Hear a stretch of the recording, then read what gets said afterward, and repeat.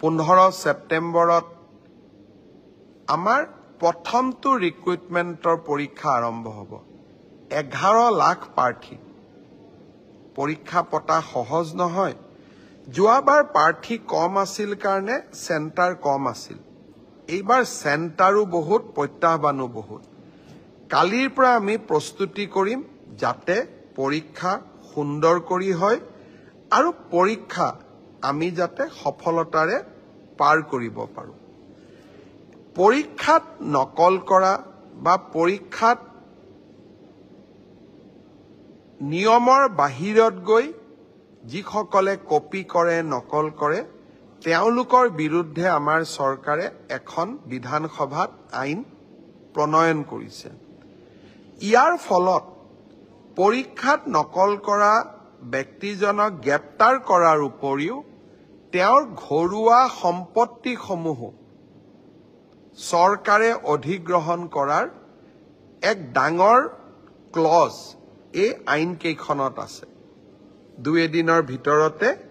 আমি এই আইনখনৰ বিষয়েও বহুল প্ৰচাৰ কৰিম মই আশা কৰিম মেধাৰ ভিত্তিত নিযুক্তি বহুতে কয় মোৰ মেৰিট আছে কাৰণে মই চাকৰি পালো বহুত এতিয়া ফেশনো এটা আছে যে আমি বিজেপি কিয় ভোট দিব লাগে আমিতো মেৰিট আছে কাৰণে চাকৰি পালো মই এটাই কথা কম মেৰিট আৰু মেৰিটৰ ভিত্তিত পৰীক্ষা পাতা এই পংকিলতাৰে ভৰা সমাজত ইমান সহজ নহয় এক প্ৰকাৰ অহা কালি পৰহিৰ পৰা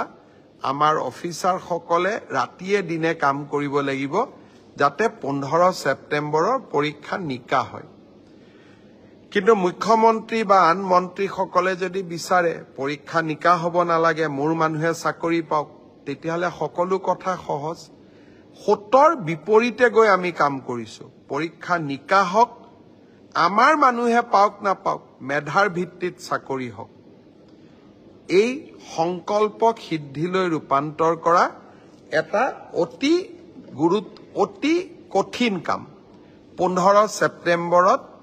আমি আকৌ এটা শিক্ষাৰ্থীসকলেও পৰীক্ষা দিব চৰকাৰেও এটা কঠিন পৰীক্ষাৰ সন্মুখীন হ'ব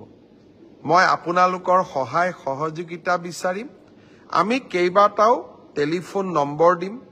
কোনোবাই যদি কৰবাত কিবা এই ধৰণৰ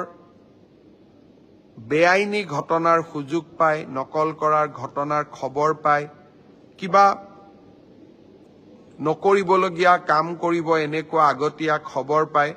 আপোনালোকে যাতে আমাক জনাব পাৰে 15 সেপ্টেম্বৰৰ পৰীক্ষাটো চৰকাৰে নহয় অসমবাসীয়ে লগ লাগি আমি সুন্দৰ